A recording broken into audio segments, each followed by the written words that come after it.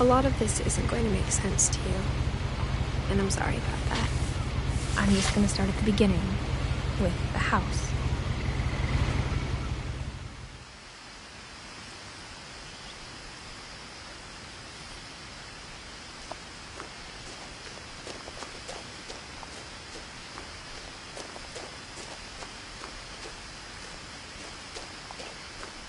I lived here until I was 11, but I wasn't allowed inside half the rooms.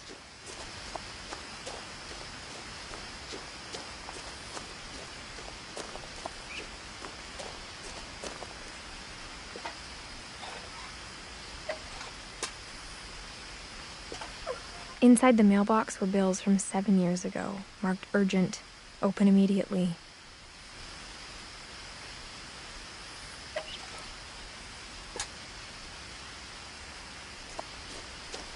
I hadn't been back since my brother Lewis's funeral.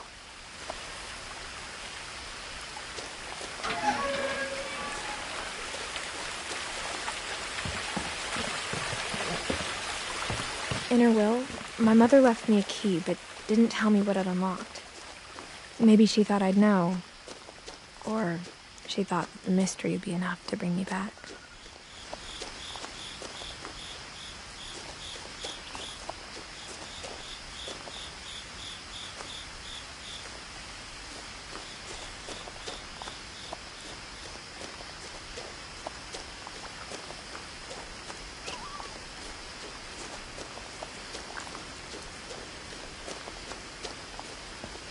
The truth is, even after I inherited the house, I never thought I'd come back to it. But now I had questions about my family that only the house knew the answers to.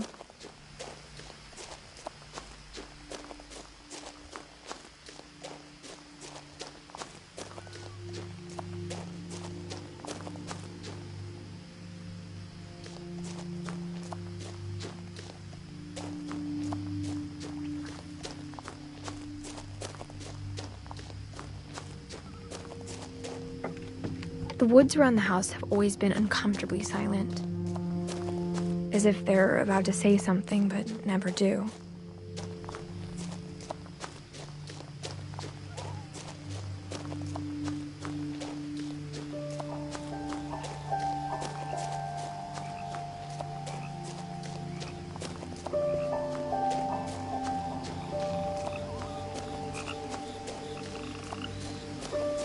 The house was exactly like I remembered it, the way I'd been dreaming about it.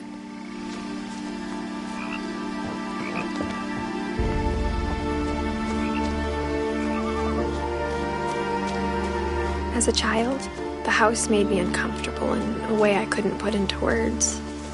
Now, as a 17-year-old, I knew exactly what those words were. I was afraid of the house.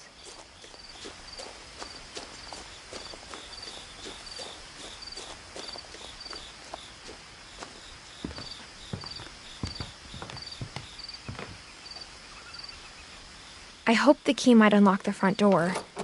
It didn't.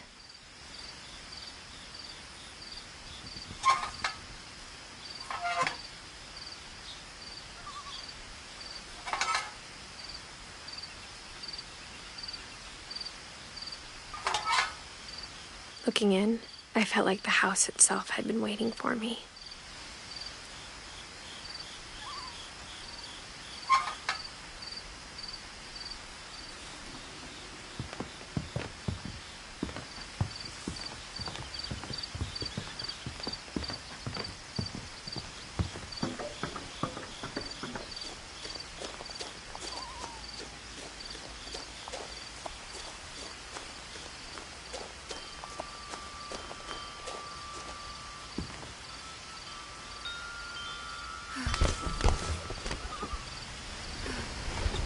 Crawling through the doggy door used to be a lot easier when I was 11.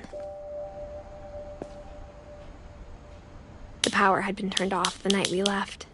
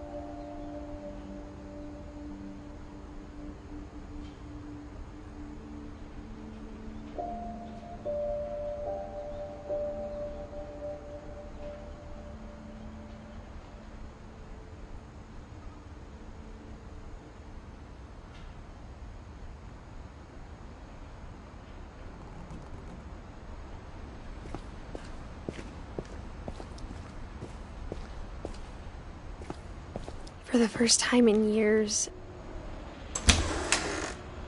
I felt like I was home. But instead of a family, there were just memories of one. Like how only one restaurant would deliver to our house, so we had Chinese a lot.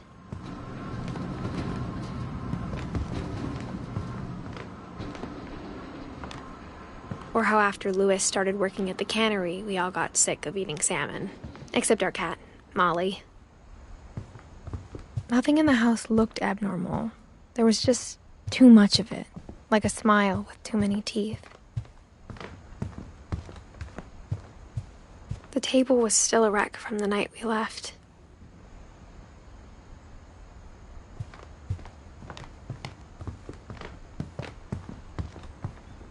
My mom was the only one of us who could imagine great-grandma. It was like a bomb had gone off, killing everyone but sparing the furniture.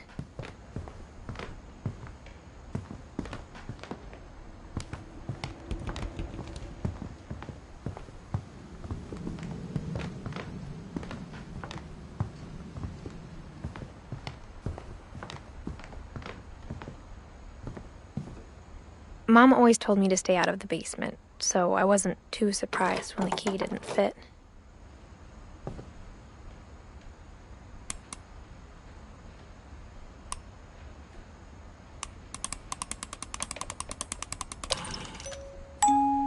great-grandpa Sven built a music box for Barbara, along with the rest of the house. My mom wasn't much of an optimist, but she never stopped believing that my brother Milton was alive. A lot of things got left behind in the whirlwind of that last night.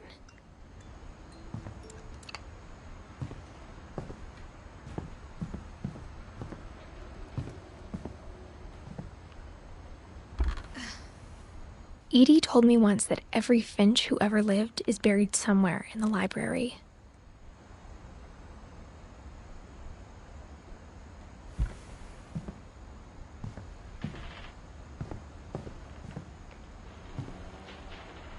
After Milton disappeared, Mom sealed up all the bedrooms.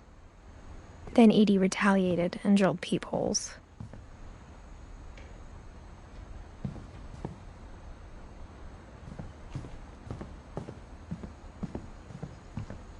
I spent a lot of time playing in Great Uncle Walter's room. I think my mom sometimes regretted not sealing it up. Louis told me there were secret passages, but I never believed him.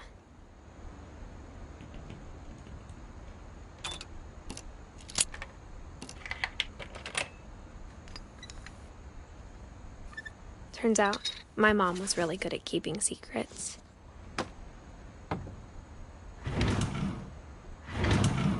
Now it was time to find out what my mom had been afraid of.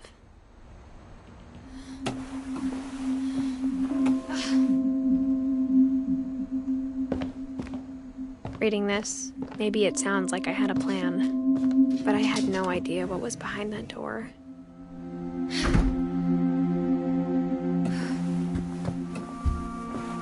Just like I had no idea where all this was gonna lead.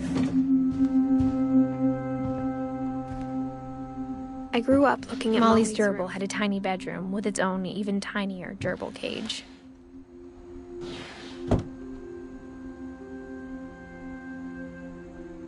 Being inside for the first time, I felt like I'd stepped behind a painting.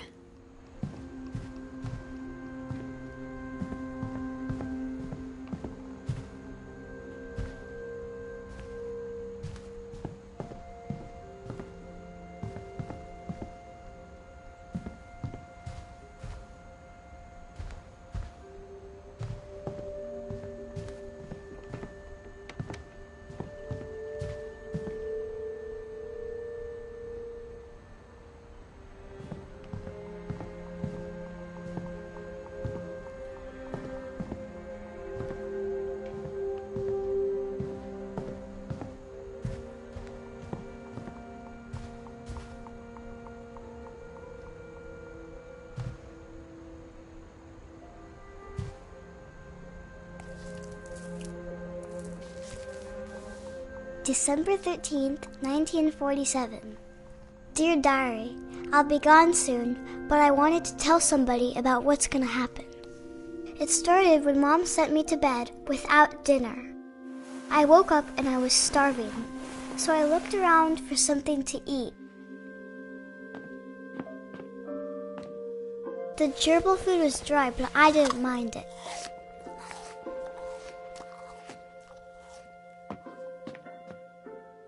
My Halloween candy was all gone.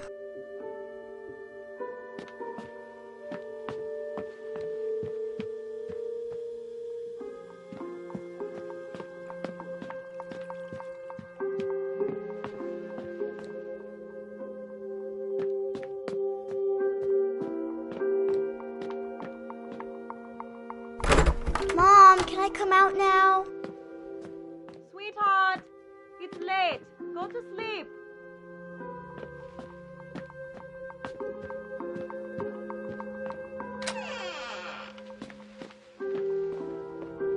I kept eating and eating.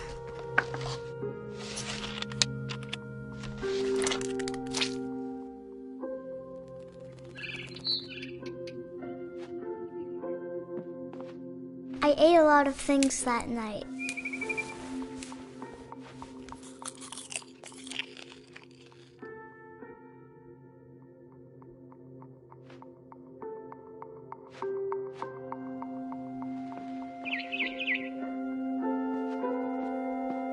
Then I heard chirping outside my window. It was a barn swallow going back to her nest. I reached out for her.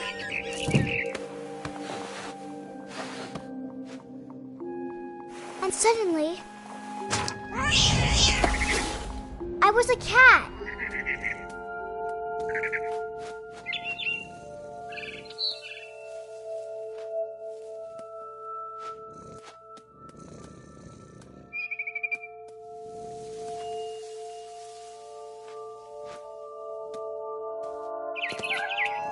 I tried to be quiet, but the bird was really scared.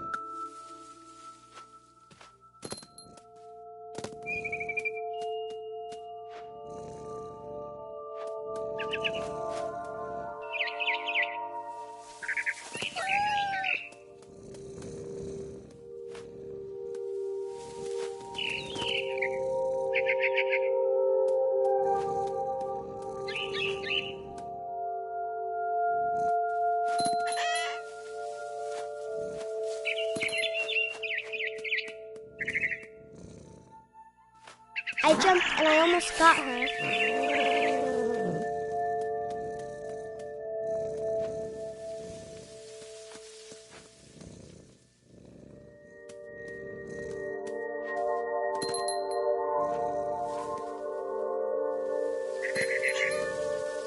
I could tell she was getting really tired. Now I was up in the big tree. I promised Dad I wouldn't climb it anymore. All I cared about was eating that mama bird.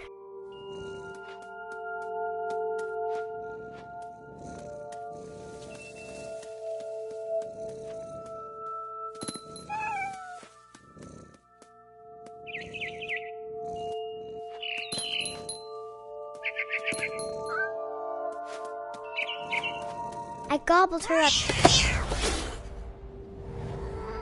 And suddenly, I was an owl. First, all I heard was the wind. Then I heard little teeth nibbling in the grass.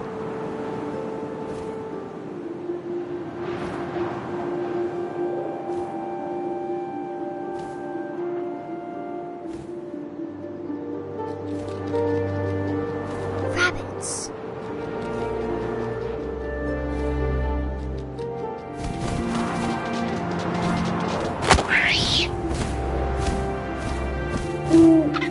I imagined his face looking up and seeing mine through my talons. I swallowed him up, and I didn't chew one bit. Then I flew off to find something bigger.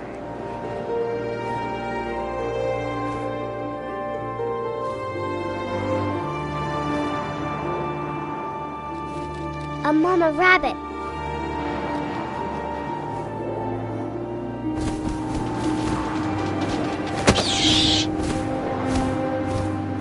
She was almost too big to carry.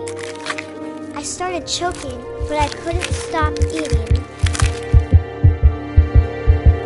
And suddenly, I was a shark.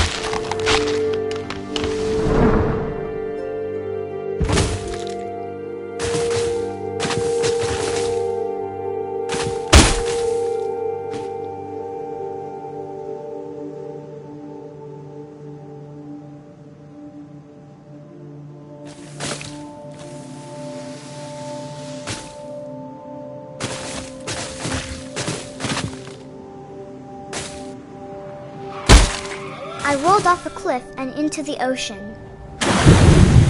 Now, I was hungrier than ever.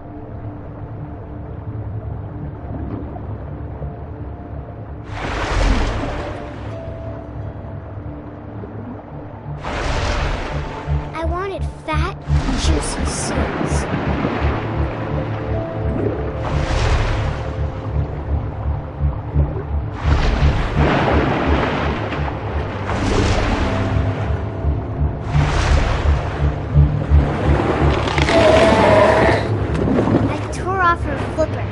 Tasted really good.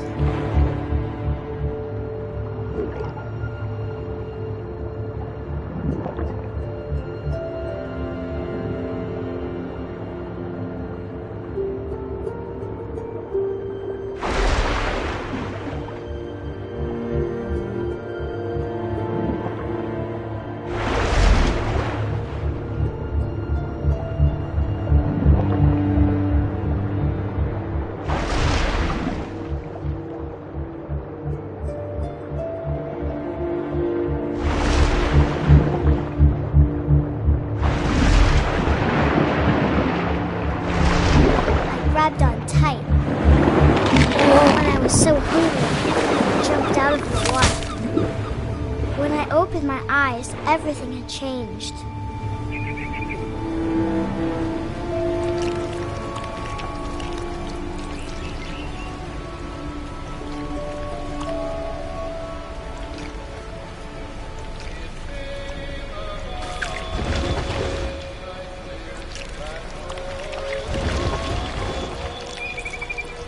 Now I was a monster, and I smelled people everywhere.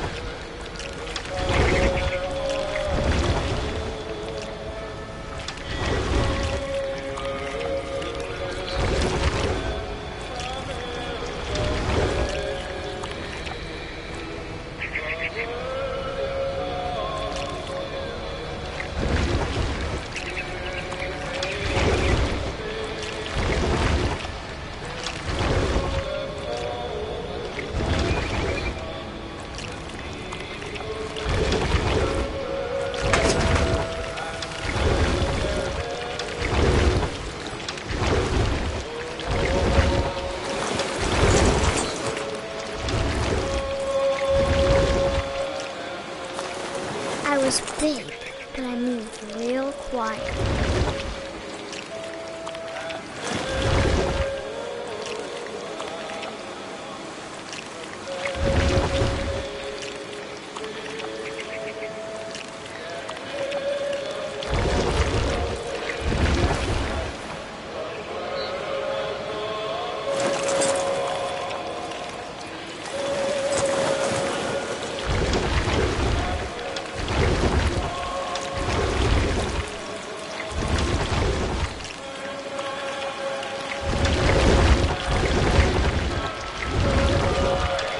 I wanted to stop, but also I didn't.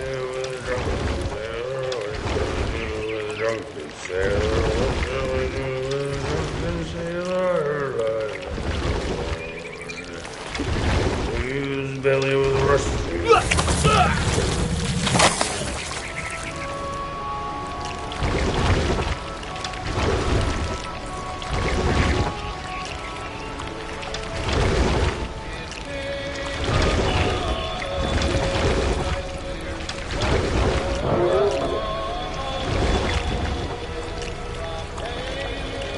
After the last passenger, I was still hungry. And to cross the water, I smelled something new. Something I had to have, so I swam towards it.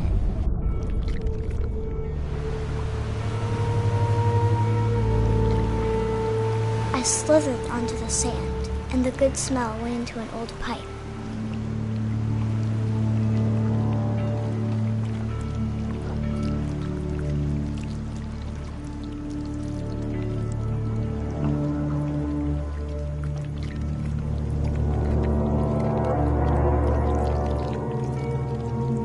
I got closer and closer.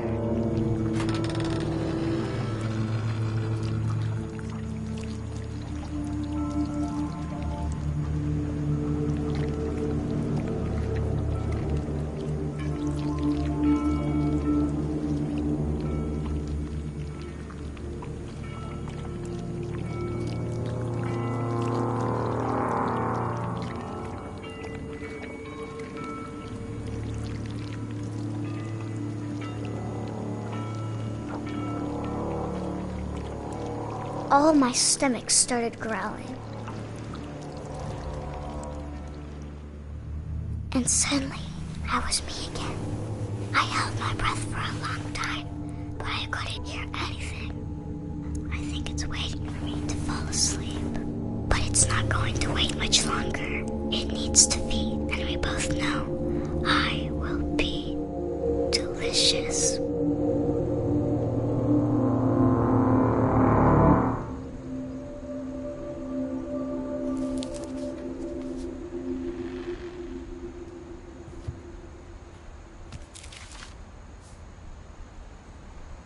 I'm not sure if I believed all of that, but I'm sure Edie would have.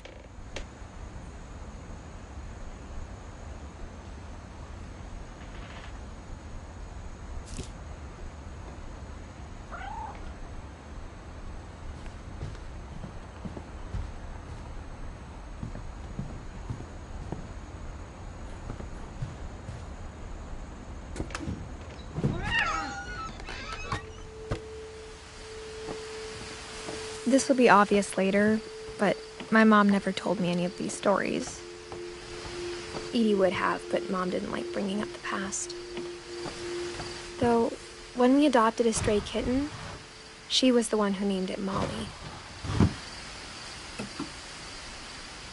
I spent a lot of time in Great-Grandma Edie's room. Louis died a week before we left, but Edie had already started to memorialize him. Her room was like a museum. For 500 years, the Finches have been famous throughout Norway for their fortune and misfortune.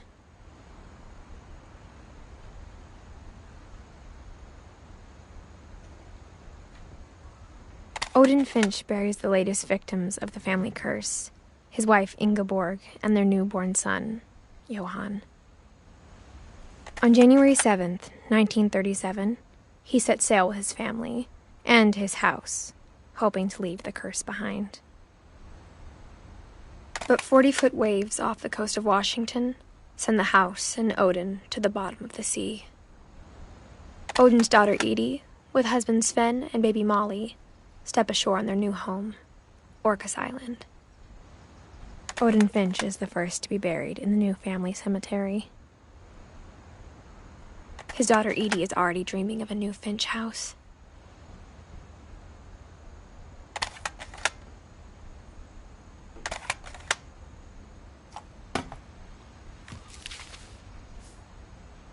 Whatever's wrong with this family, it goes back a long ways.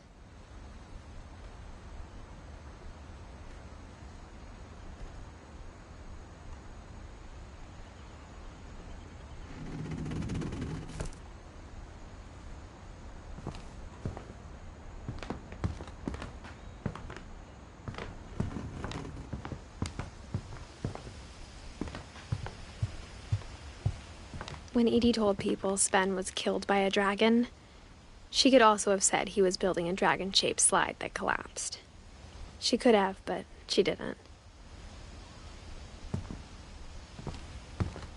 Even in her 90s, sometimes Edie seemed a lot younger than my mother. The only trace Grandpa Sam's first wife Kay left on the house was the pink bathroom. It was a pretty big trace.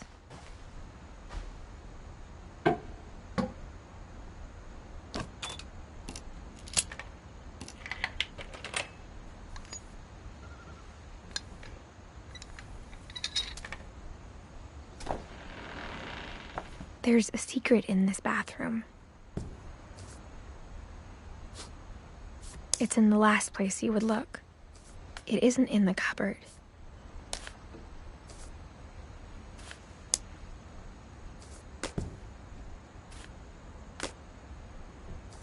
It's hidden in this book.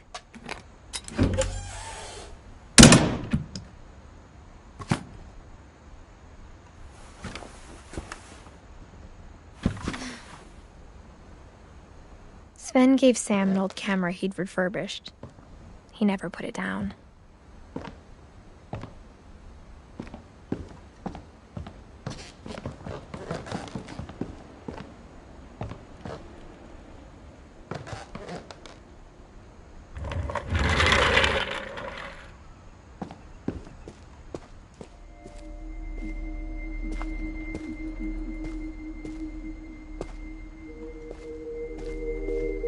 I knew Grandpa Sam had a twin,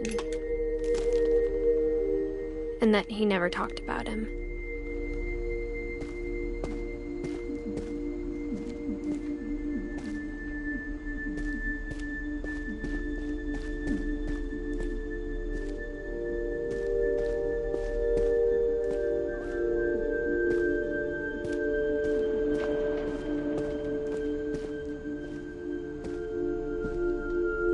I guess my grandpa didn't like history any more than my mom did.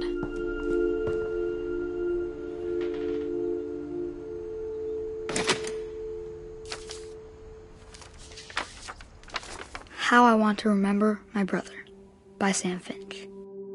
The thing I remember is that when he made up his mind, that was it.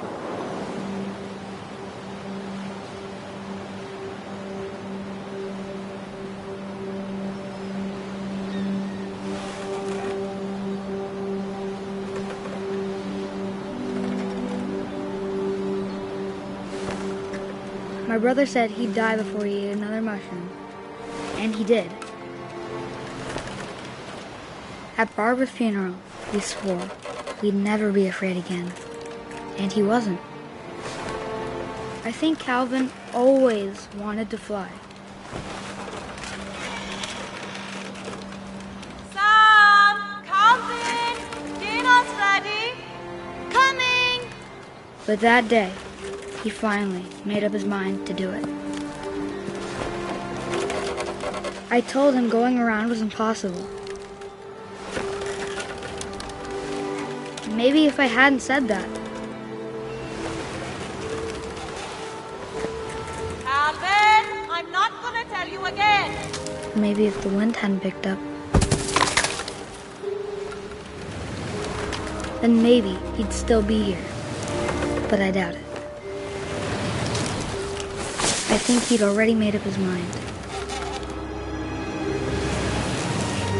That's what I want to remember about my brother.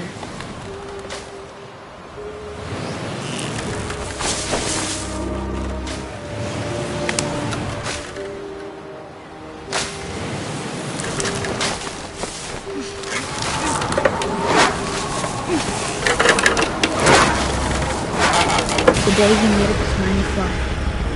And he did.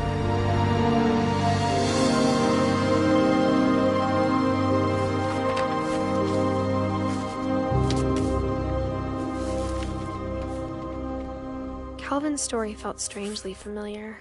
When I was younger, I remember trying to do the exact same thing.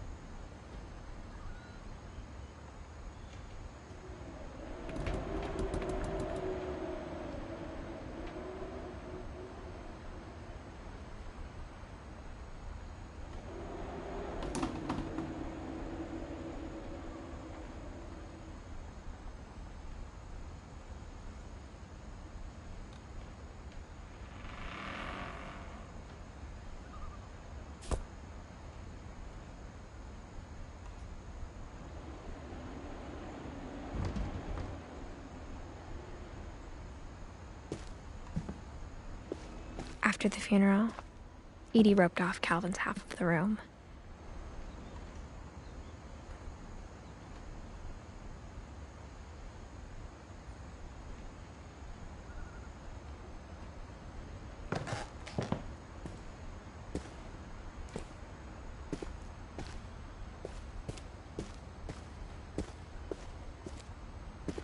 Mom said Grandpa Sam enlisted at 18 and never set foot in the room again.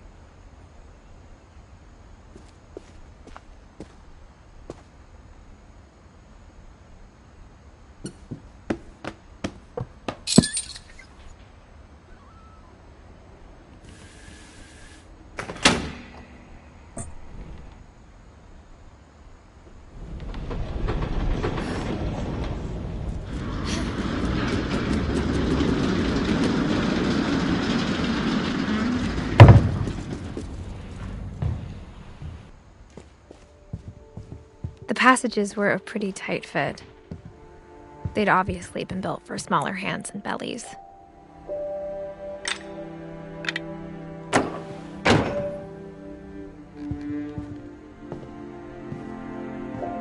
Edie's father, Odin, built the original house.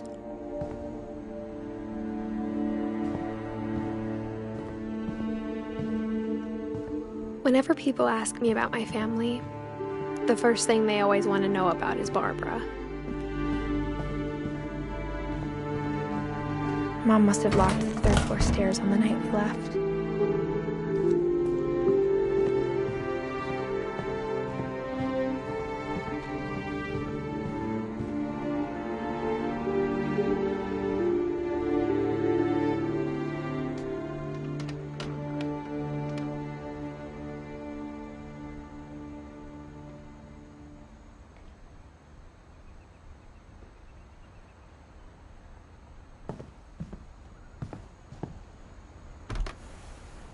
As a kid, I just assumed every house had peepholes and sealed rooms you weren't allowed inside of.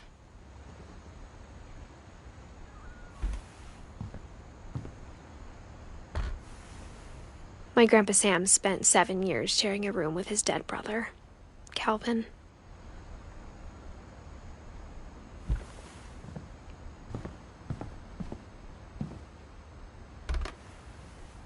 The last time I was in Edith Sr.'s room, I was 10 and she was painting my portrait.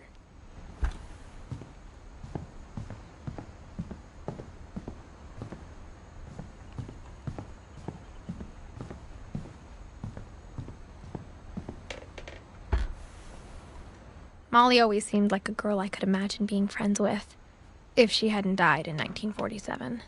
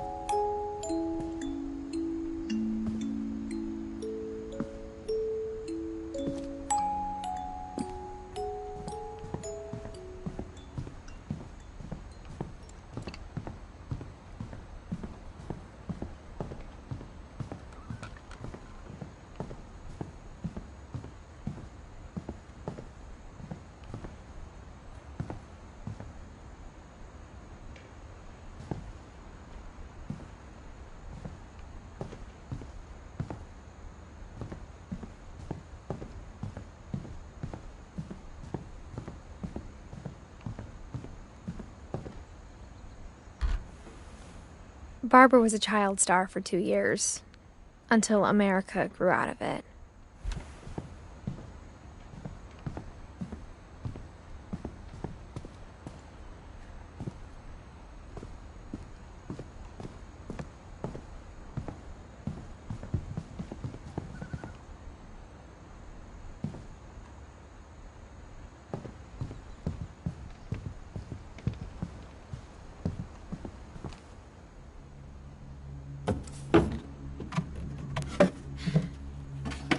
Growing up, I always thought of Barbara as a child star.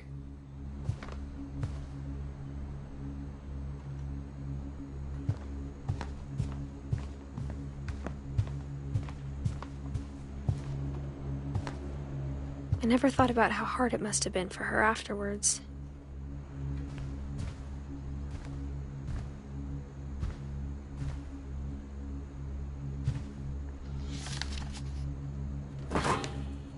Of all the stories people wrote about Barbara's death, I'm surprised Edie saved this one.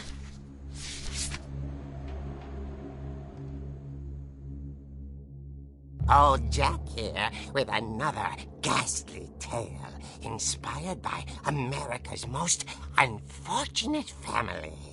I'm calling it The Surprise Ending of Barbara Finch. As a child star, Barbara was famous for her scream. Now at 16, she was all washed up. A has-been. But in a lucky break, she'd been asked to perform her signature scream at a local convention for monster movie fans. It was just the boost her career needed. Unfortunately, her scream hadn't aged well. Getting better. I think you just need the right motivation. Her biggest fan and current boyfriend, Rick, was about to demonstrate when... Now that was a great scream. It was Barbara's father, Sven. He'd slipped into a table saw and had to be rushed to the emergency room. So Barbara got stuck babysitting her youngest brother, Walter. Her convention comeback was cancelled. Okay, I'm hearing frustration, but I'm not hearing terror. What if I tried... A gang of hoodlums in Halloween masks have been terrorizing Orcas Island tonight. Police are urging residents to... That came from the basement. You're right! Also, I loved your delivery on that. Why is your basement door locked? Because my dad likes making puzzles and secret passages. There's a key hidden in the music box. The secret is to keep winding and winding until finally the key pops out. Thanks, babe. I'll be back in a sec. 20 minutes later, Rick hadn't returned. So Barbara went to look for him, right on cue. She reached for the music box.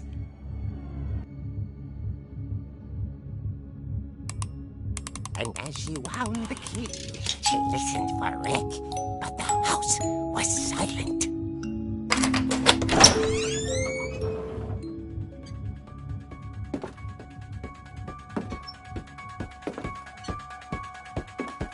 She found Rick's crutch and imagined the worst.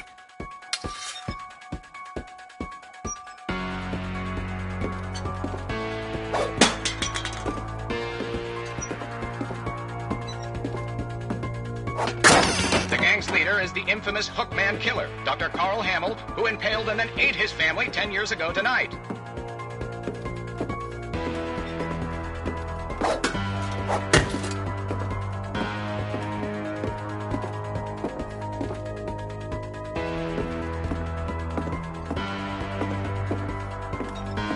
The old fridge rattled and grew still.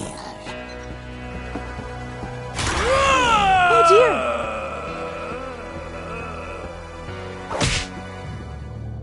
Oh! Rick? Barb, relax. I was just trying to scare you to help you find your scream. Well, I'm not scared, Rick. I'm furious. Then act furious. All I'm getting from you now is that you're hurt and confused and you... She threw him out, but she kept a little something to remember him by. Barb, have you seen my other crutch? And she was still holding it when she fell asleep watching the late picture show. Hours later... Barbara! Walter, what's going on up there? Ah! Okay, I'm coming up, but if this is a trick, you're dead, Walter.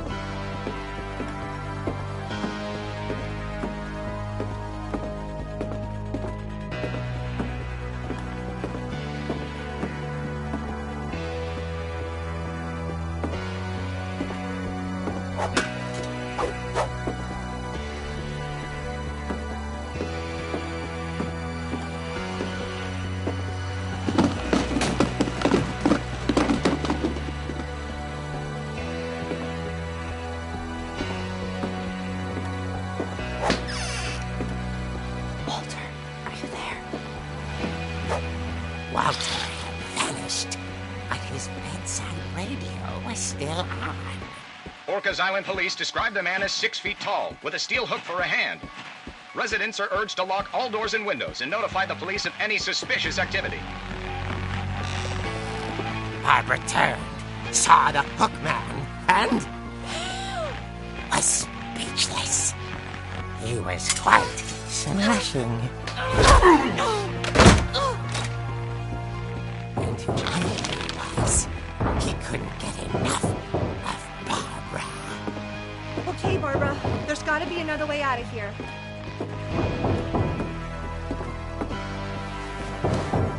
That night, she played her part beautifully.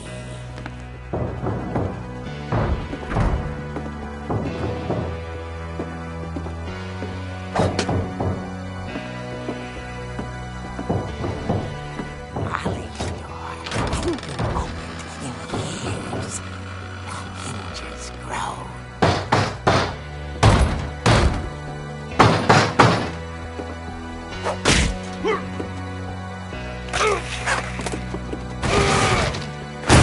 He wasn't moving, but she sensed the story might not be over yet.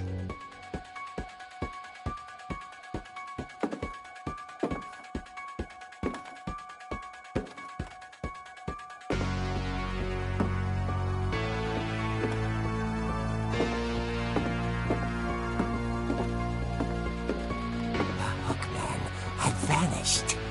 She listened for his breathing, but all she heard was...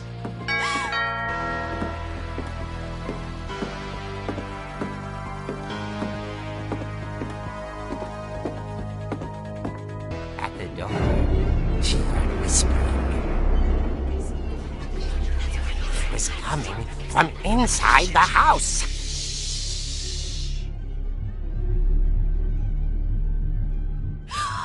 Oh dear. The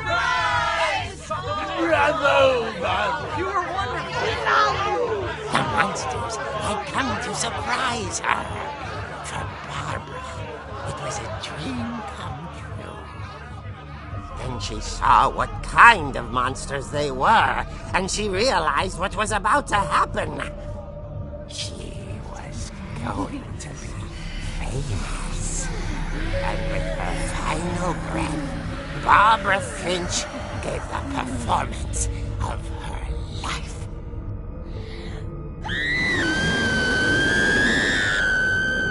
I wasn't there myself, but I hear Barbara was magnificent. Poor girl. She had a taste for stardom. But unfortunately, so did her fans. Of course, the police blamed it all on poor Rick, who disappeared the same night. And little Walter? Hiding under his bed the whole time. He took it all pretty hard, but that's another story. As for Barbara, tucked inside the music box is all they ever found of her. Her ear. Now that's what I call a real eerie tale.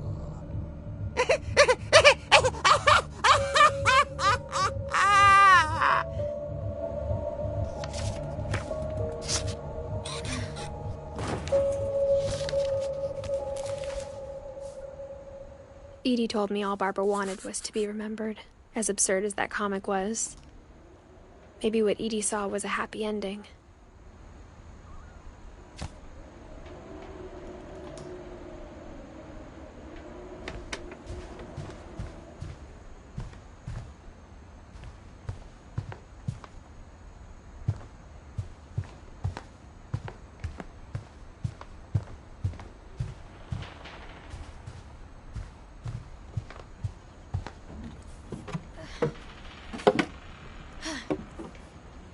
I guess now I know why Mom didn't like me playing with the music box.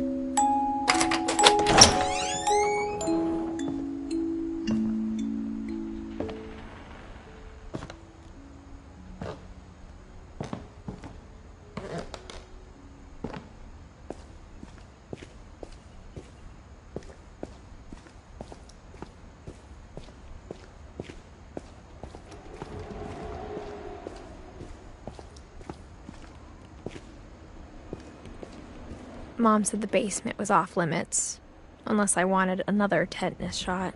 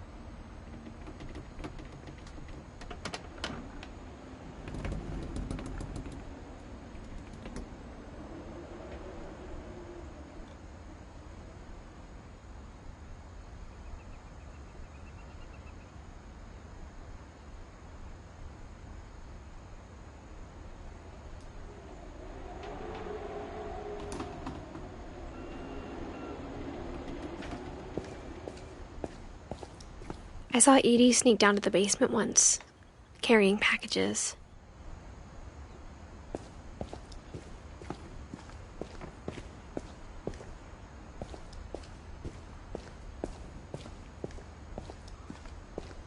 I thought maybe she was hiding presents. It turned out she was hiding a lot more than that.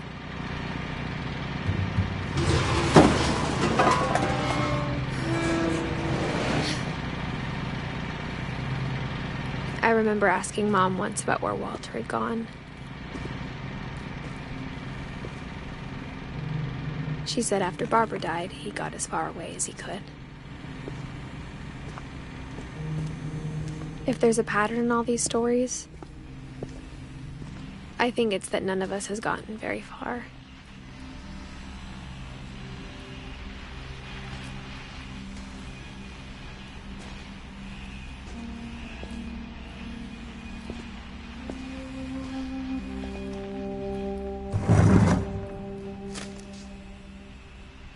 Goodbye, everyone. I can't believe I've been down here for 30 years. On that first day, after the shaking started, I didn't think I'd survive a week.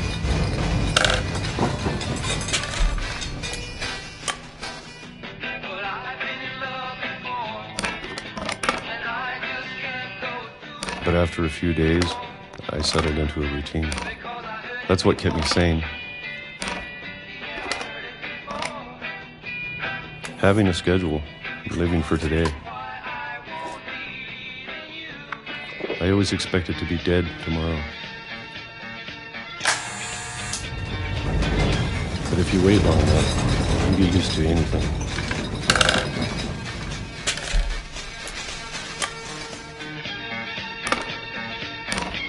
Even a monster on the other side of the door starts to feel normal. Almost friendly.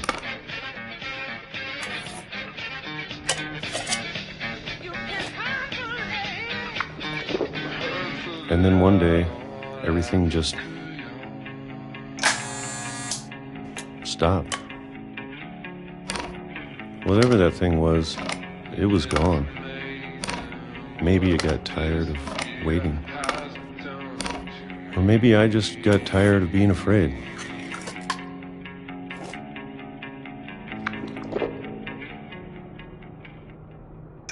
It's been a week now, the longest in 30 years. I'm done waiting. I have to leave. Well, I still can.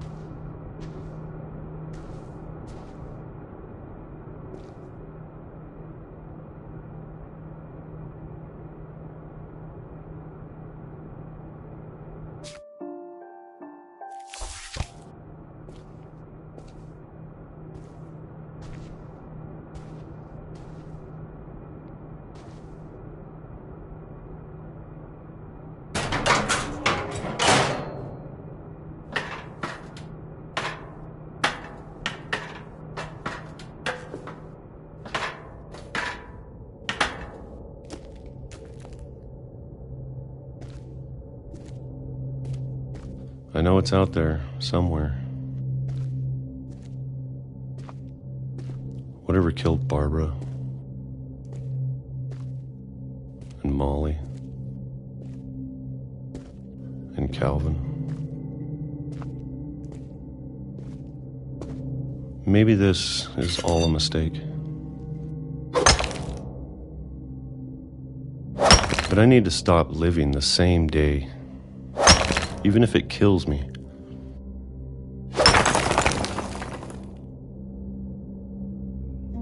Whatever's out there, I want you to know I'm ready for it. I'm going to appreciate all of it, especially the food. I don't mind if I only have a year left, or a month, or a single week. I'd be happy with one new day. I can already imagine the sun on my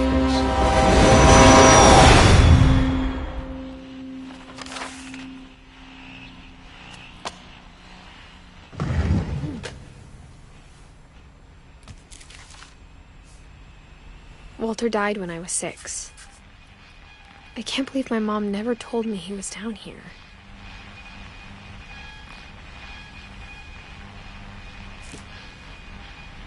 I'm sure my mom was trying to protect me.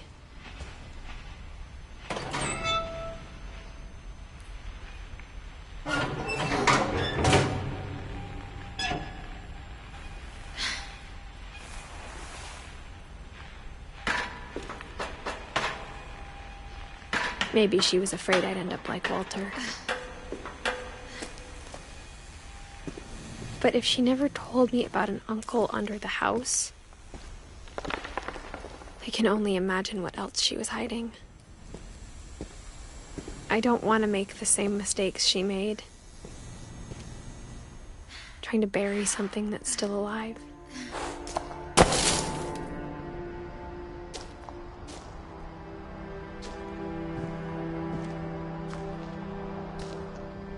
Now that there's only one of us left, or maybe 2, I thought it was time I heard the stories for myself and found out what happened to everyone else. But now I'm worried the stories themselves might be the problem. Maybe we believed so much in a family curse, we made it real.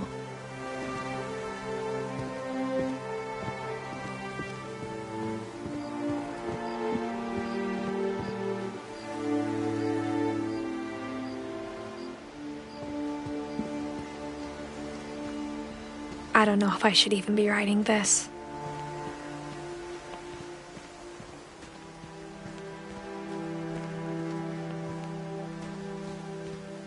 Maybe it'd be better if all this just died with me.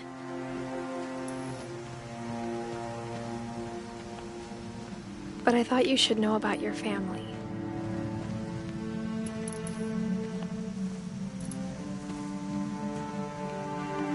And the history you're a part of.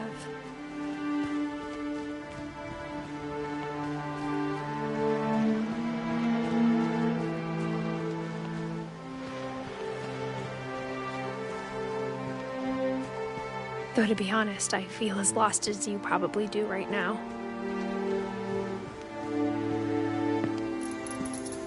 I think the people in these stories believed them, for what that's worth.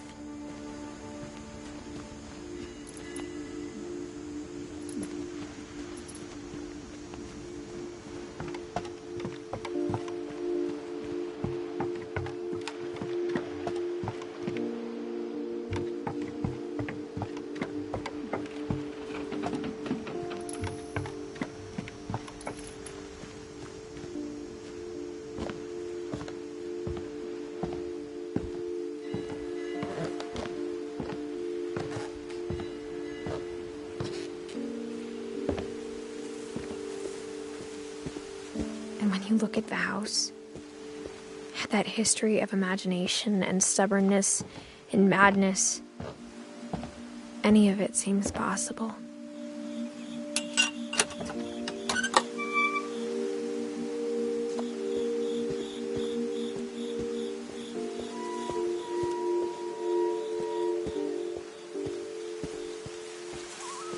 I think we've been surrounded by death for so long, we've just gotten used to it.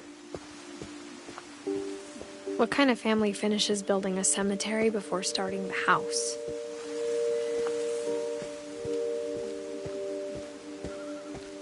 It's embarrassing for me to admit this, but the pet cemetery made me more uncomfortable than the human one. 3 of the gerbils are mine, and 2 had been my fault.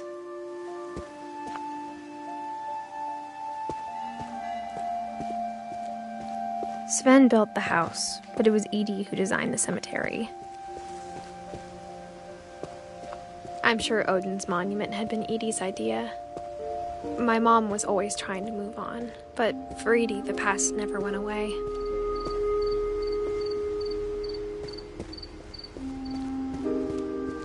She could see it poking out of the water at low tide.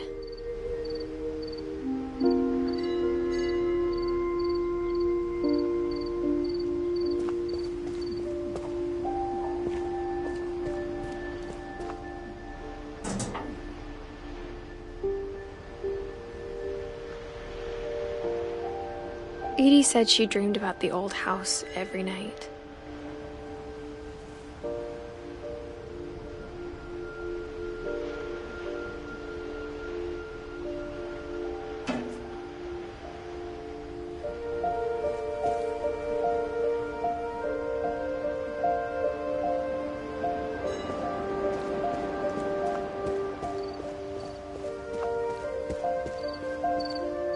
Edie's side was always easier for me to understand.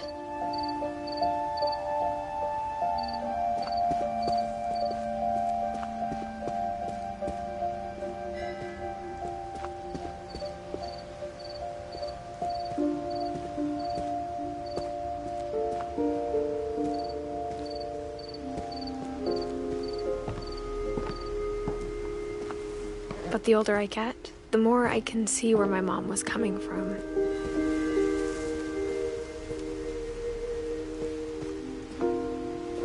She lost 2 of her brothers, just like I did. I get why she tried so hard to protect us.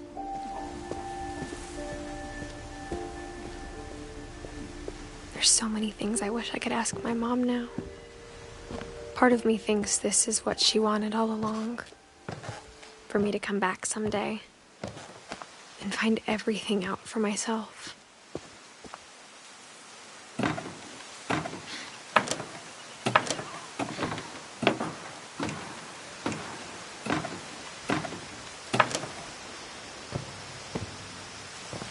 But looking back on it now,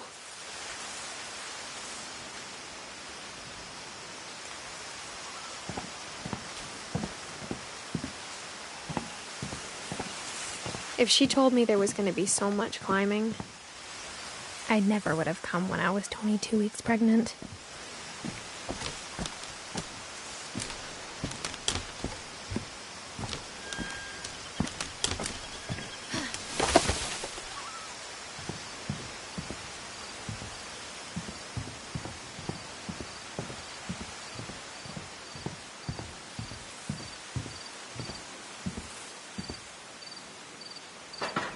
I never met Grandpa Sam, but I think he and my mom had a lot in common.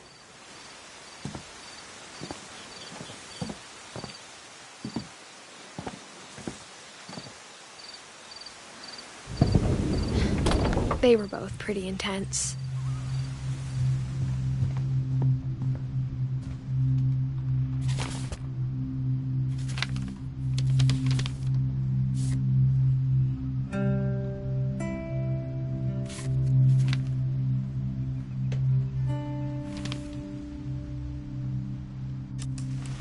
Dawn, I promise, you'll never forget this weekend.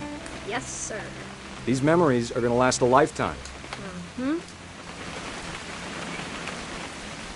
Am I gonna have to shoot anything? It's a hunting trip, Dawn. Shooting is strongly encouraged.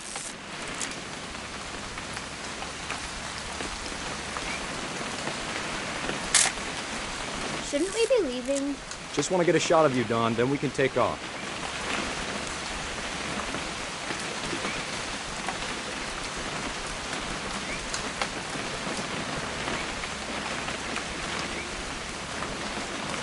What?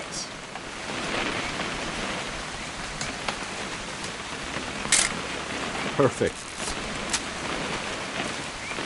It's gonna rain the whole weekend, isn't it?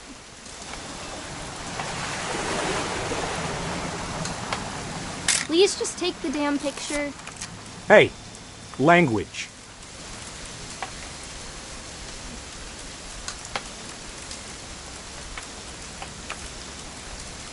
I will never forget this weekend, Dad. That's the spirit.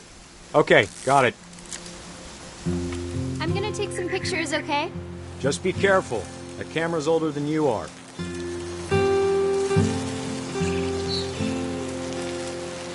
Definitely should not have drunk all that coffee. You're right, Dad. It's starting to clear up. Still freezing, though.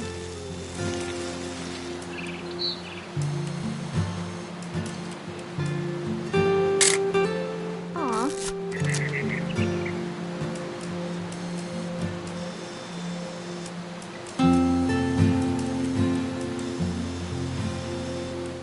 Nothing quite like being outside.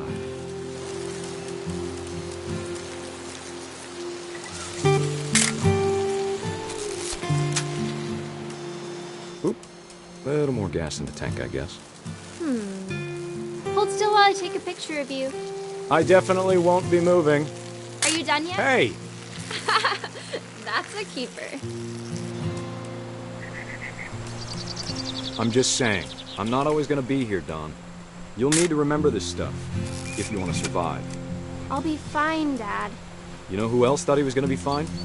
Some guy who died. Dawn, I'm being serious. I know, Dad. You're always serious. Doesn't being out here make you want to chill out? Well, to tell you the truth, I haven't been out here in 20 years.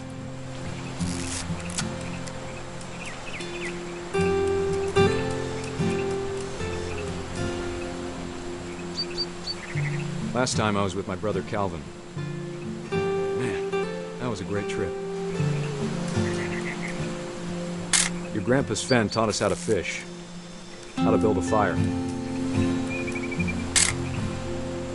We found an old logging trail. There were deer everywhere. I bet if I could remember where that trail was, we'd spot a buck for you in no time. Give me a minute to check the map.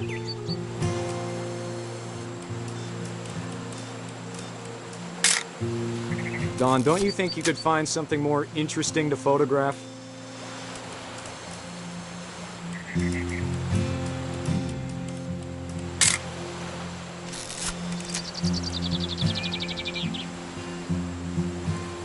Let's see.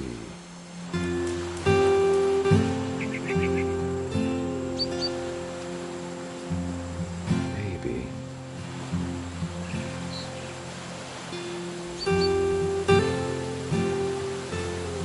Or was it?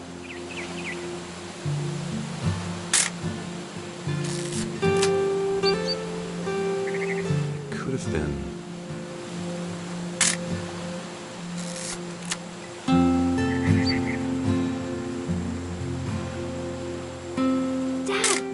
Good eyes, Dawn. Before you take the shot, let me get a picture of him.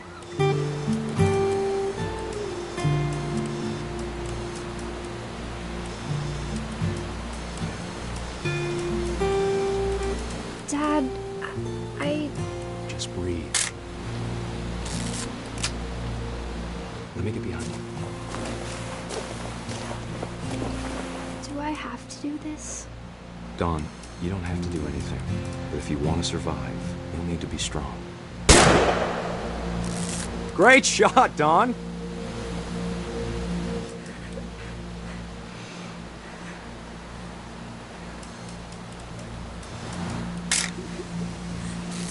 I'm proud of you, Dawn. Always remember that, okay?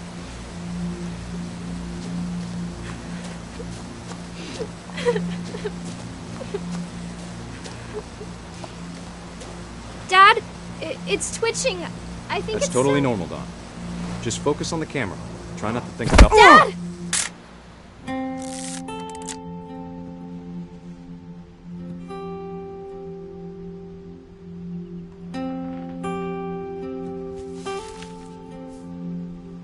Of all these stories, that's the one I wish most that my mom had told me.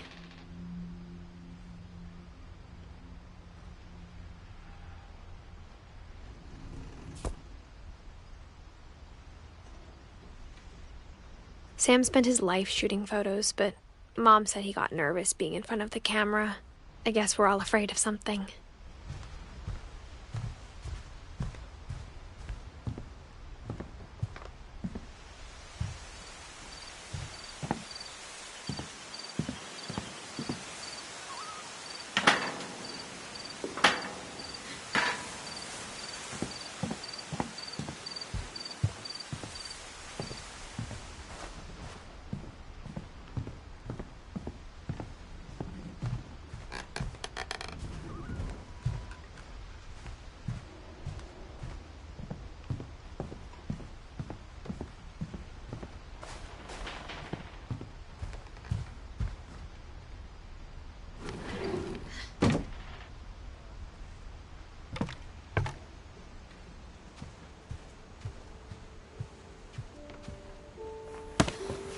After Sam died, my mom and Edie got really close.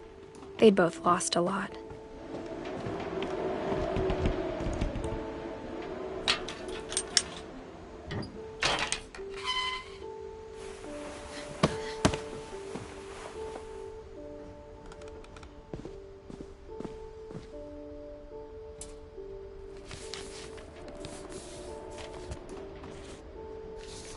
Dear Kay, do you remember the way Gregory used to laugh when he thought he was alone?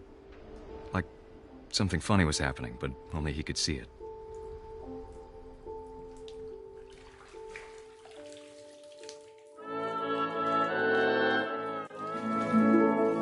I think he saw things the rest of us don't.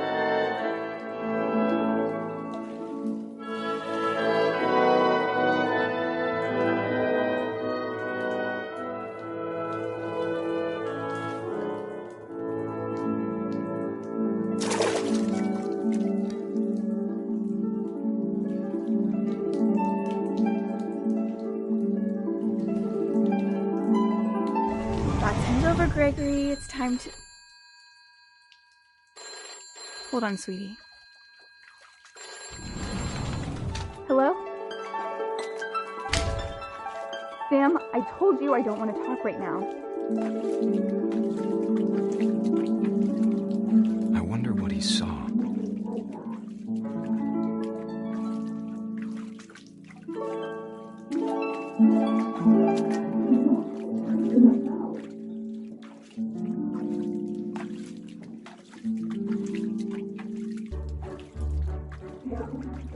You reminded me so much of Calvin.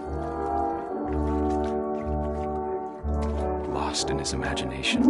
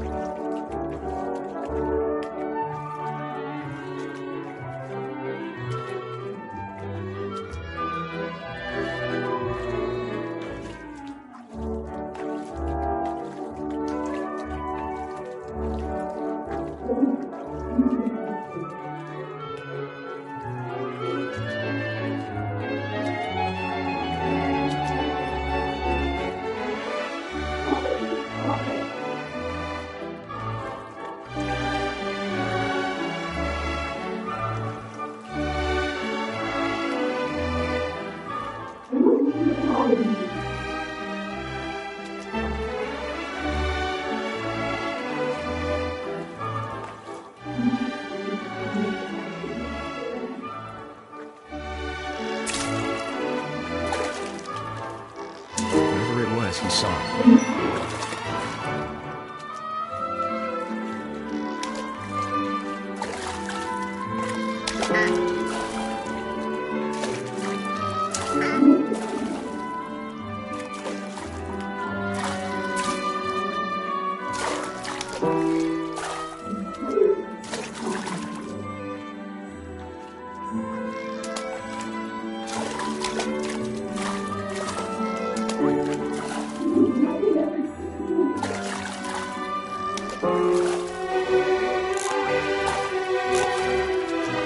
It sure made him happy.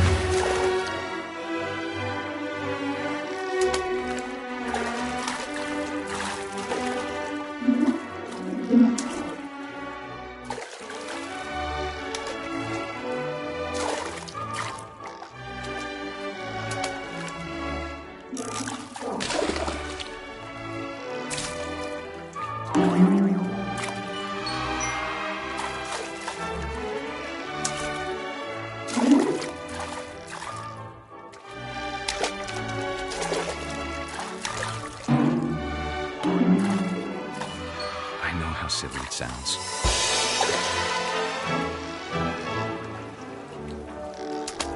That I worried about a baby being too happy. But I could feel him slipping away. Sorry about that, Gregory. I know you did everything you could. Maybe if I hadn't called that night. Damn it. Hold on, I don't want Gregory to hear this.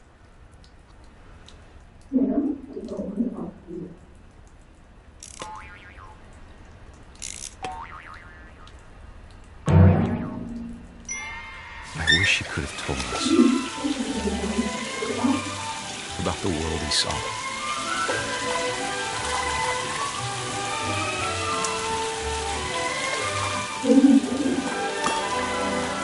There's so much I don't understand about Gregory, about everything.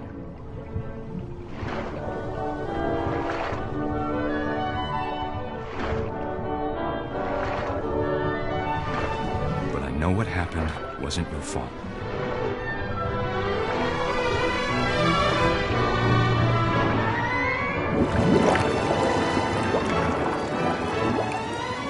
I'm sure he's happy. And he'd want you to be happy too. Good luck, Kay. Love, Sam.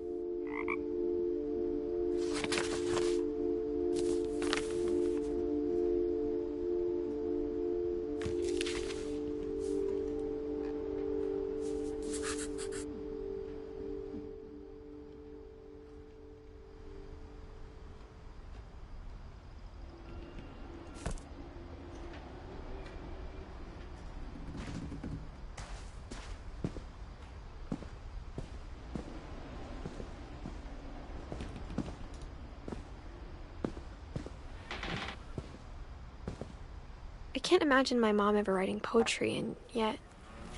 A poem for Gus, who always said the wedding was a bad idea. Our father never hit us kids, at least not very hard, before the day my brother said with teenage disregard that he'd be dead before he'd see a wedding in our yard.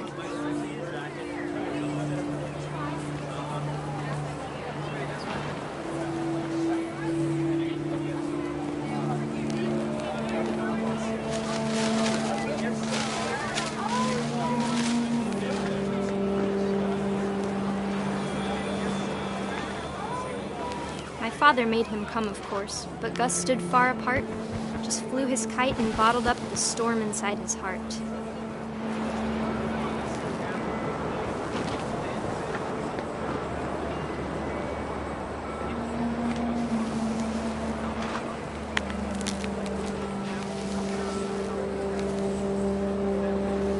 I tried to talk him out of it, but though he'd never met her, we don't need a stepmom, were the words that I now pronounce you husband and wife. You may kiss the bride.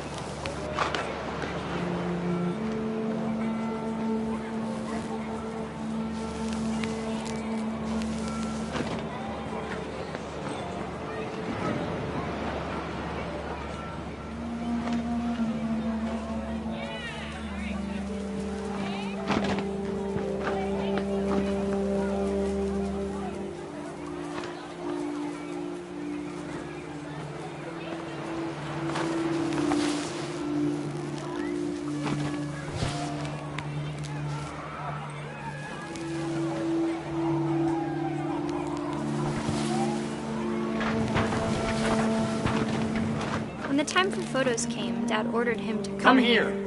But Gus declined and as a sign held up his middle finger.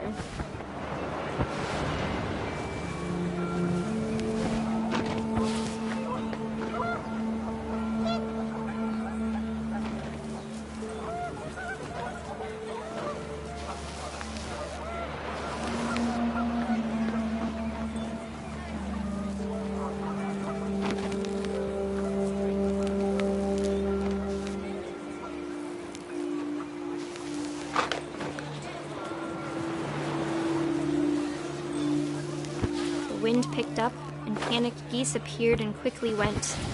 But all the humans did that day was go inside the tent.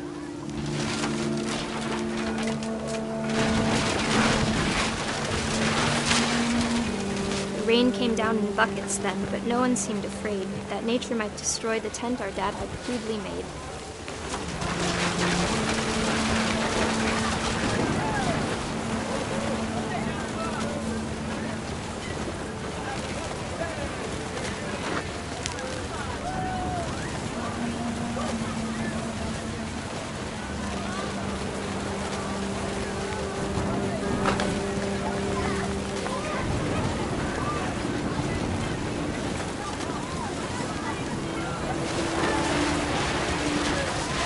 Thunder sounded much too close and full of angry power. But all my father said to this was, "Make the music louder."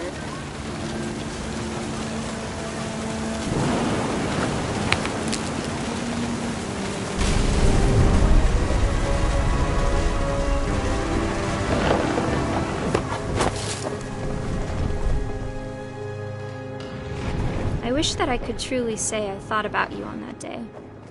Out there on the beach alone, just you, the wind, the sea, and foam. But I didn't, until we found you.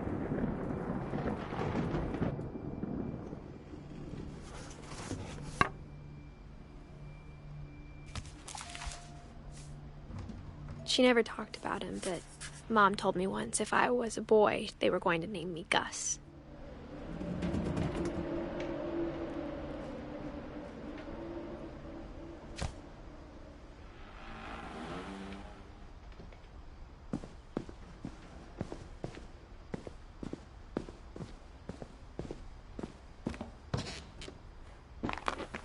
My mom moved up to the loft after her brothers died. At the time, it was as far away as she could get.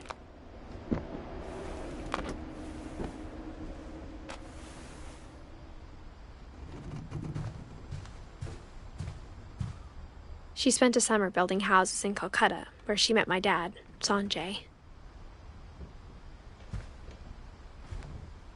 My mom moved to India a week after graduation and got a job teaching English.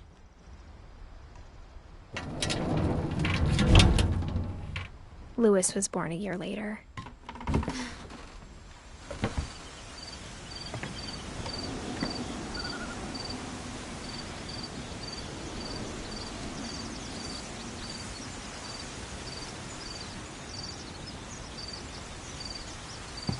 When my dad died, I don't think Mom knew where else to go. I'm sure Edie was happy to have her back.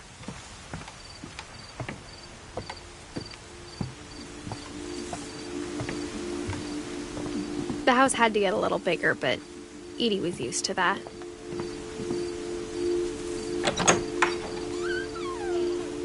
And for a while, things were good. Almost normal. But it didn't last. The beginning of the end was Milton's 10th birthday, when Edie gave him a castle. After Milton disappeared, the only thing he left behind was a room full of paintings.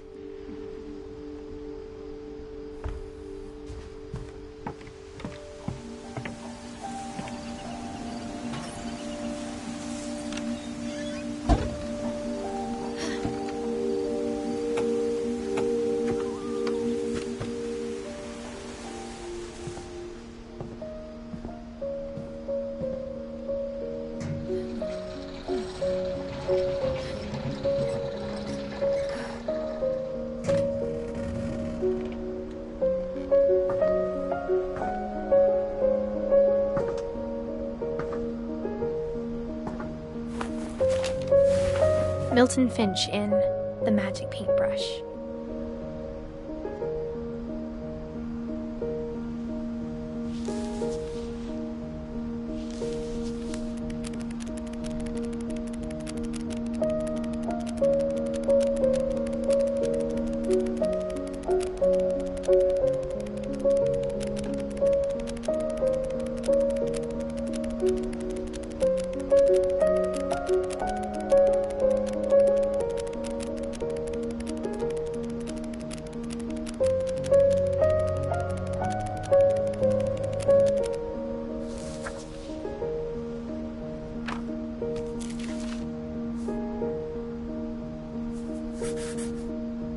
I was 4 when Milton disappeared.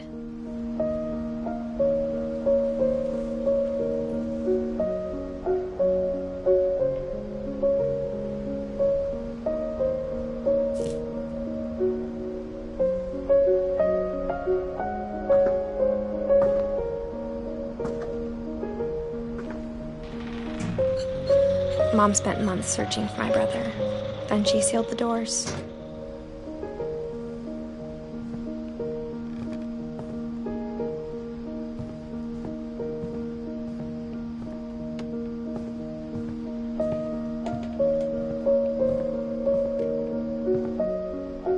Whatever Milton had found in the house, Mom didn't want it getting out.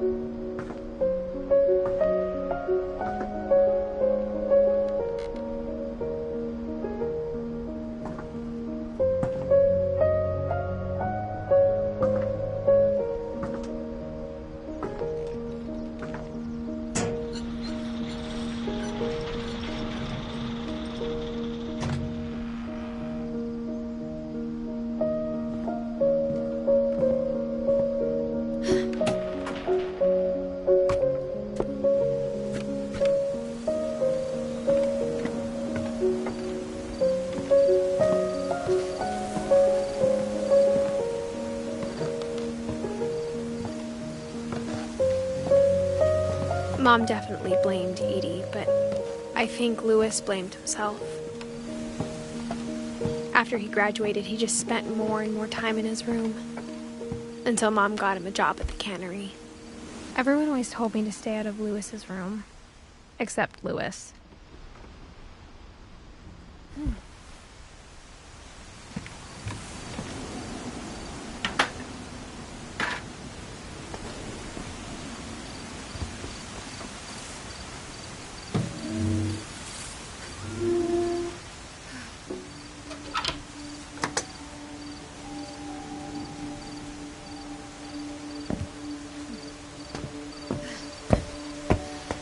Louis's room smelled very, very familiar. That part of him lived on. He was so proud of being Indian. I think for him, it was a way to be something other than just a Finch.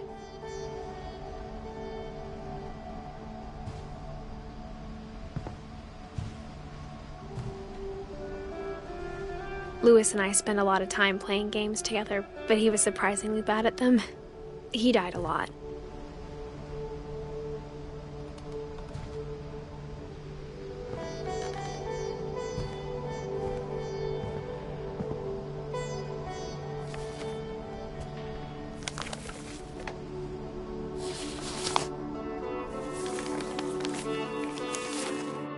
Dear Mrs. Finch, as Louis's psychiatrist, I can understand your desire for an explanation. As I see it, the trouble began in January, shortly after we convinced your son to seek treatment for substance abuse. Newly sober, I believe Louis first noticed the monotony of his daily life.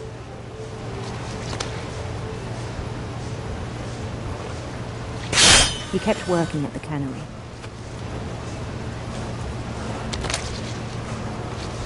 But he withdrew part of himself. In our sessions, I saw the same behavior. His mind began to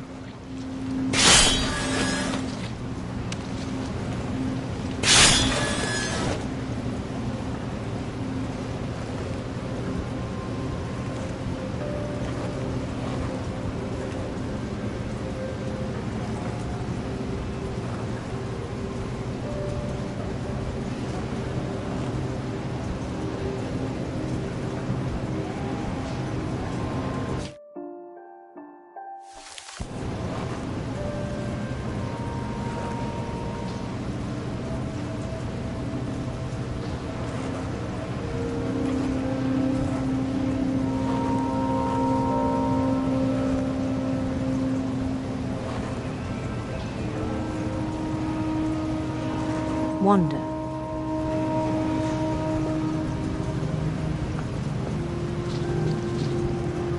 I asked him to describe it.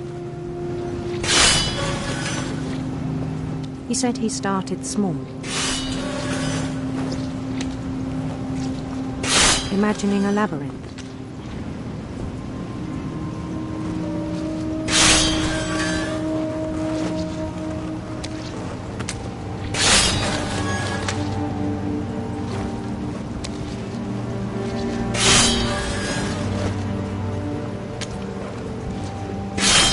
He'd feel his way about. When something moved. Bats. And toads.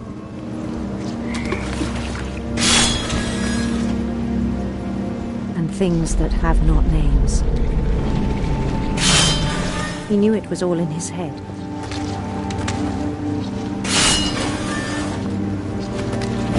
He took it very seriously. I had hoped he'd find himself.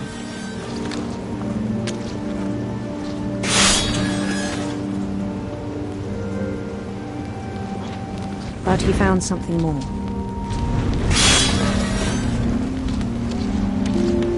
I worried about him then. Daydreaming at the cannery.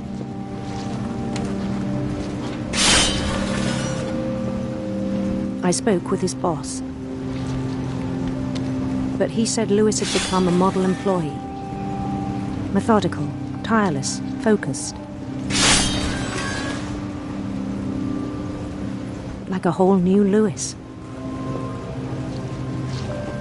So I let him go on.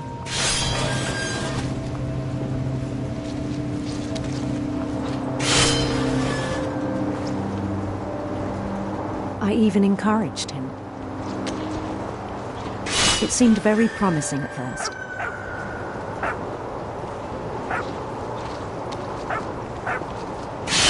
He told me he'd made a new friend.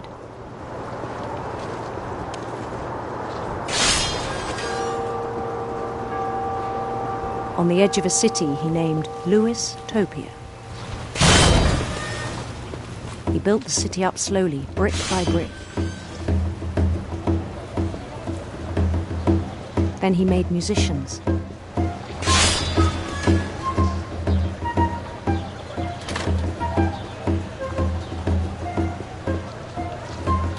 And songs for them to play. He talked about starting a band.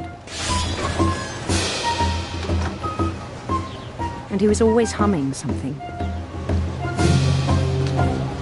Every day his imagination grew stronger.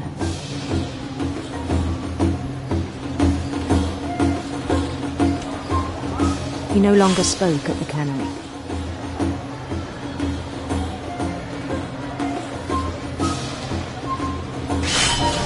But his chopping was as reliable as ever.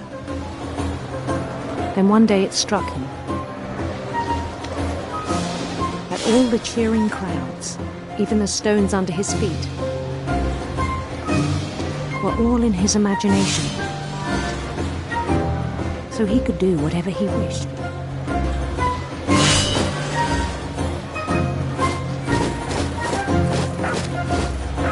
he held an election for mayor. And he won. They begged him to stay, but his mind was already wandering. It became a game for him.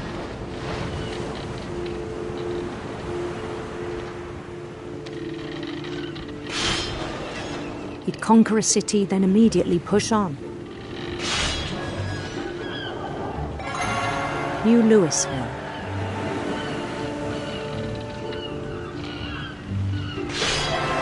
St. Louis. He started drifting away from our reality.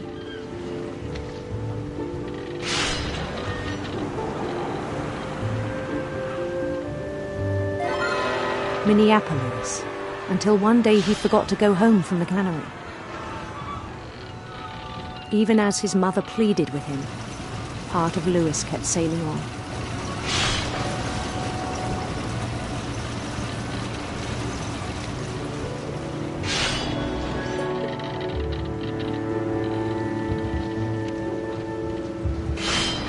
In Louisburg, he heard rumors of a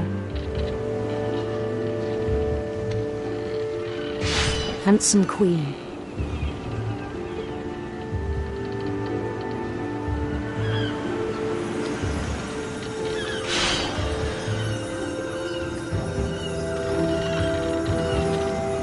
The queen was on her own quest for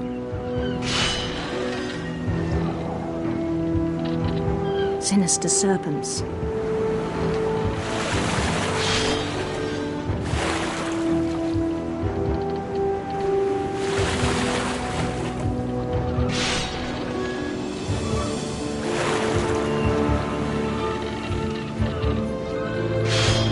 He followed the sound of her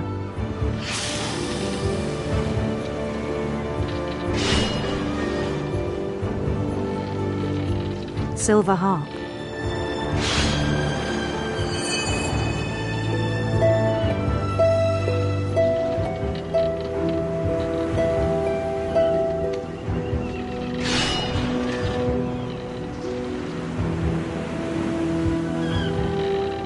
His chase led him to a golden palace east of the sun and west of the moon. Even then, his logic remained sound.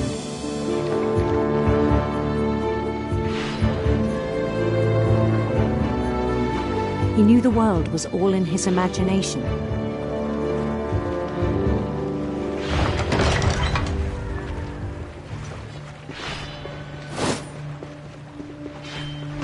But he was so proud of having created it.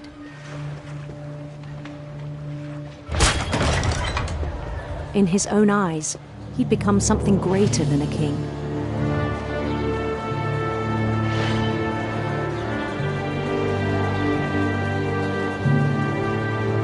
For someone who'd never known success in the real world, I think it was overwhelming. And then it struck him that the real Louis was not the one chopping salmon, but the one climbing the steps of a golden palace.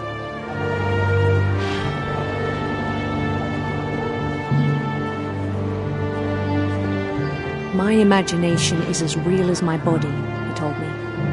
It was hard to argue with him.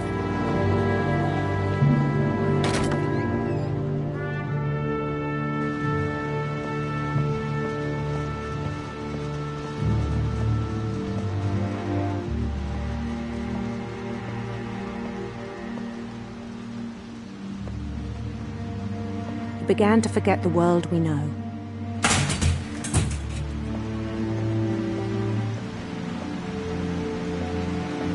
I think it pained him to remember Louis, the cannery worker.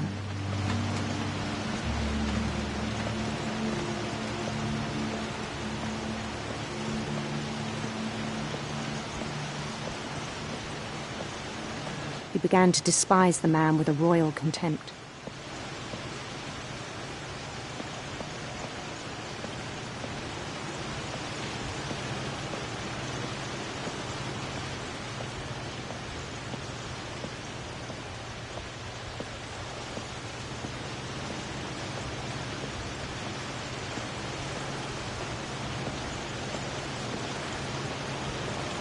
I still thought I could save him. Even after he said he was being crowned king over all the lands of wonder. The palace would be packed with his companions.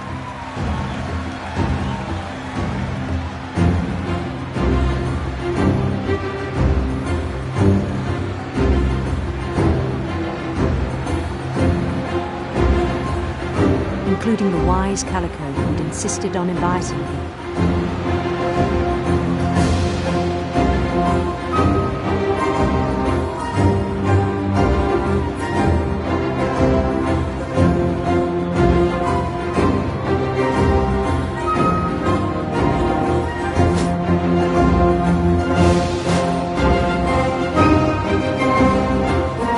His queen waited, holding his crown.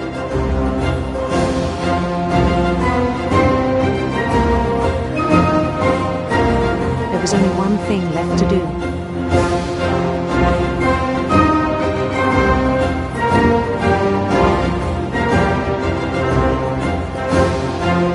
Bend down his head.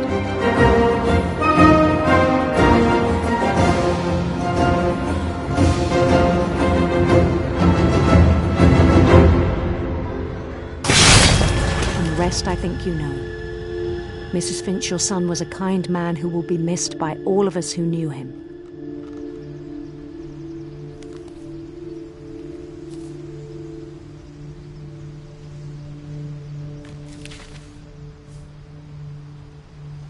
My brother was really cool. I wish you could have met him.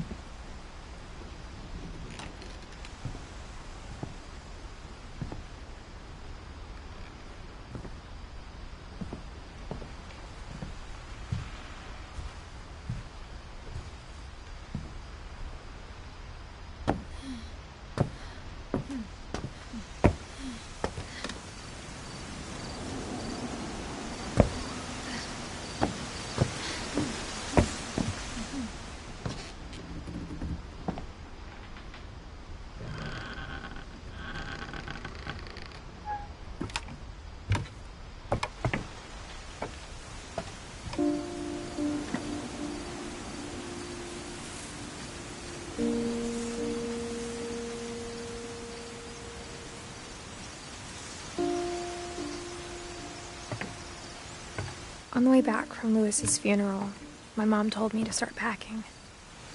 She waited until the day before we left to tell Edie.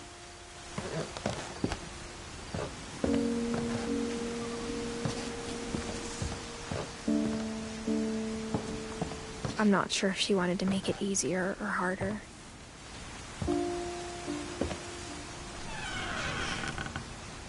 I wish we'd stayed.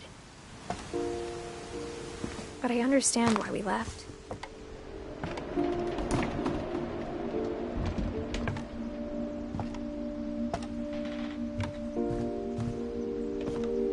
My mom ended up leaving everything behind. What happened that night had been coming for a long time. Maybe it should have come sooner.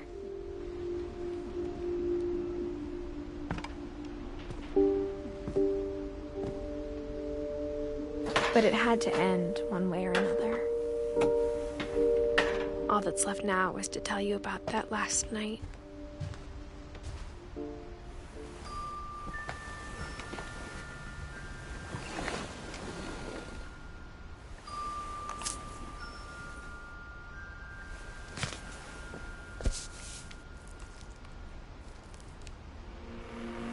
That whole last day, Edie just watched us pack and didn't say a word. Until supper, when she raised her glass and said, "To our final night together, and all our final nights apart." Grandma, you know what I said about alcohol. Some of your medications are very Edith, specific. I left a present for you in the hallway. Why don't you go open it?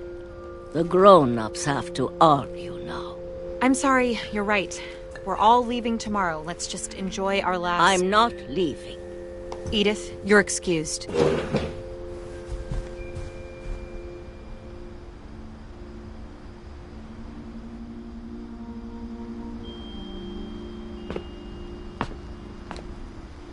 The power had been shut off that morning, but Edie always had plenty of candles. When my mom sealed the library, I don't think she knew about the other entrance. Or that Edie had a key to it.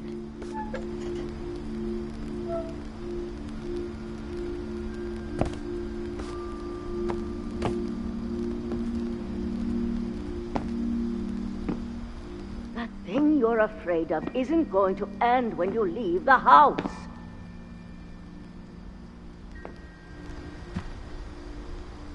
Edith has a right to know these stories. My children are dead because of your stories. I think it's best if Edith and I leave tonight. We'll have the nursing home send a van for you in the morning, okay?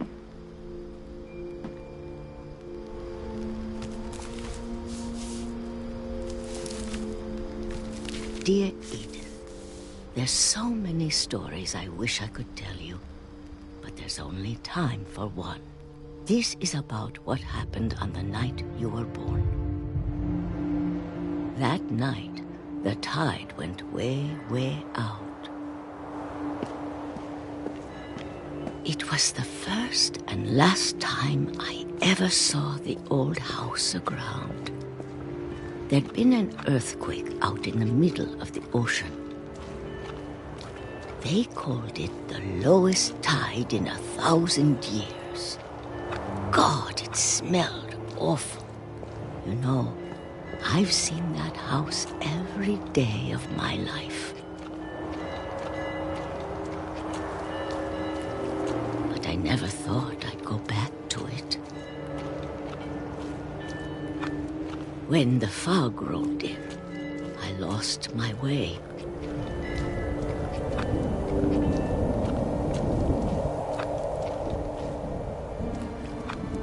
I got turned around.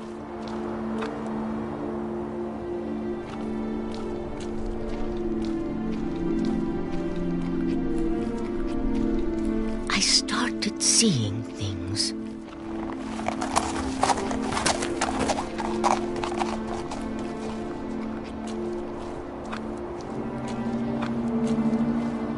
Things I'd forgotten had ever existed.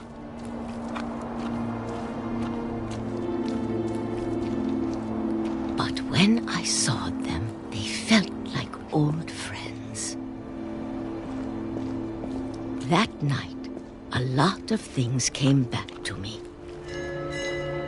Or maybe I came back to them.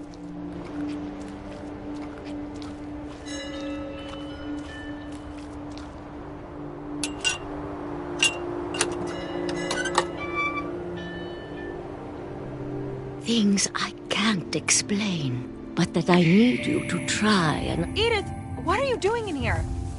It's mine. Edith! Mom, you're gonna rip it! Let go! I kicked and screamed, but Mom dragged me to the car.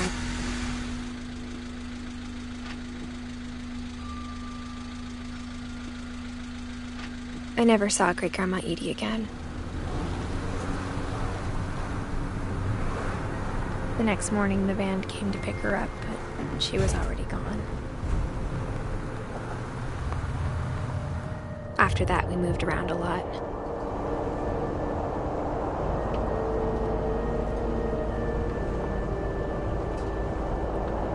We both tried to make the best of it.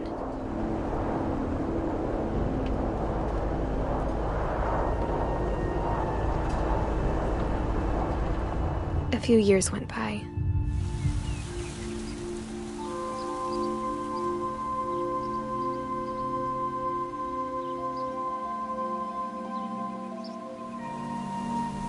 My mom didn't like to talk about it. But she started getting sick a lot. The rest happened pretty quickly.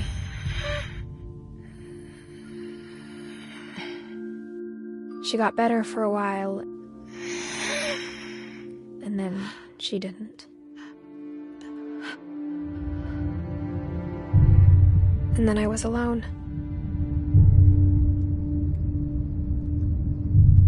The last Finch left alive.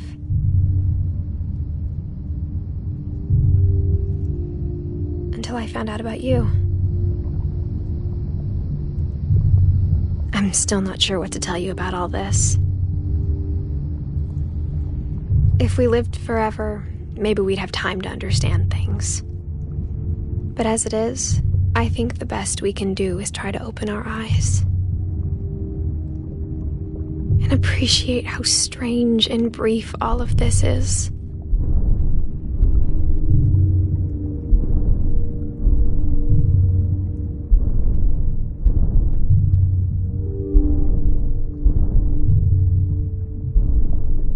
This journal was supposed to be for you.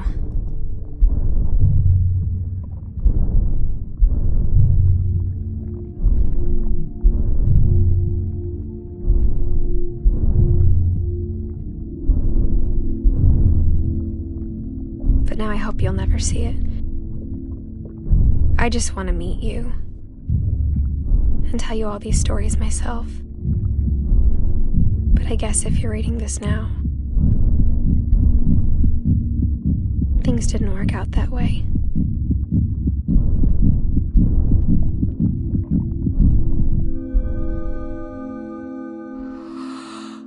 This is where your story begins. I'm sorry I won't be there to see it. It's a lot to ask, but I don't want you to be sad that I'm gone. I want you to be amazed that any of us ever had a chance to be here at all. Good luck.